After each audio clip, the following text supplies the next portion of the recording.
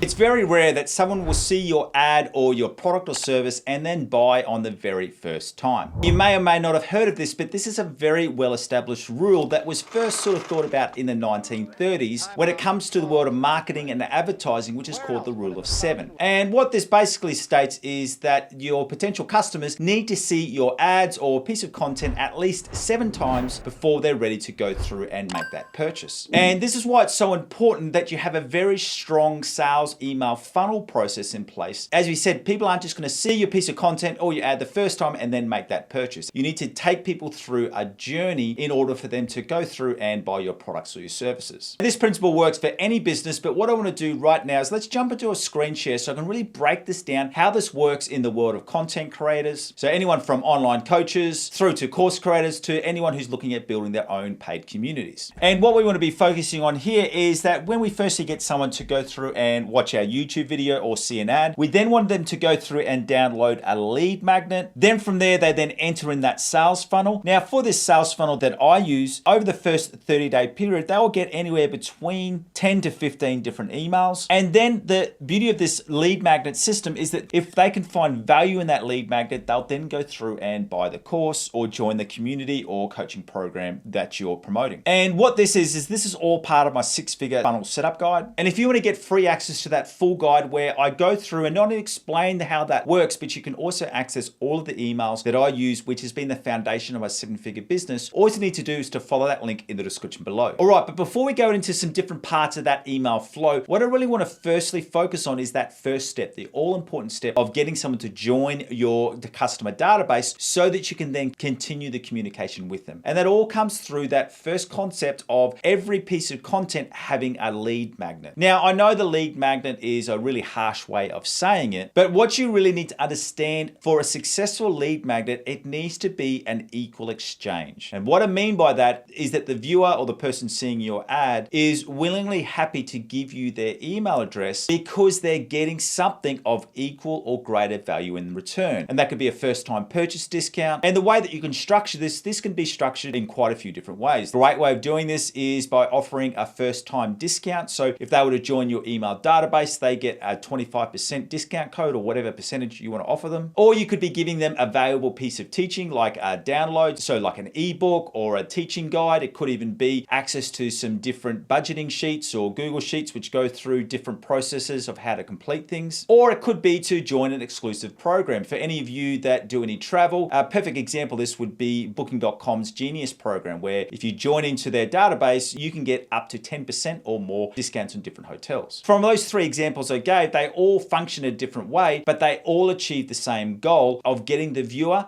to join that company's database. Once you've then collected their email database, you then need to go through and remember these core principles about emailing your database. Now, the one thing that I would say is that people sometimes do start to choke up when we talk about emailing your database for sales. But the way that I really look at it is, what's the point of having a customer database if you're never going to give them the option to buy your products? And you do get some people feeling like the emails are spammy or they don't like it. But the way to avoid that is to make sure that each of your emails that you send out always have these 3 things in place. First, you need to make sure that the emails are relevant. The fastest way for people to get off your email database is if you continue to send them non-relevant emails. So keep the emails that you're sending out relevant to the people on that database. So it either needs to provide sales or information about products which are relevant to them, or general information about your niche or your industry. The second thing you need to remember is that you need to remember the starting point of the relationship. And what I mean by that is that you need to remember what you communicated to them at the start. Did you let them know that by opting in that they'll also regularly receive your weekly newsletters? For me, when people opt into my database, I let them know that they'll receive weekly newsletters and also different sales and promotions. So people are already expecting that to happen. We're not changing things up. We're just going through and doing what we said we would do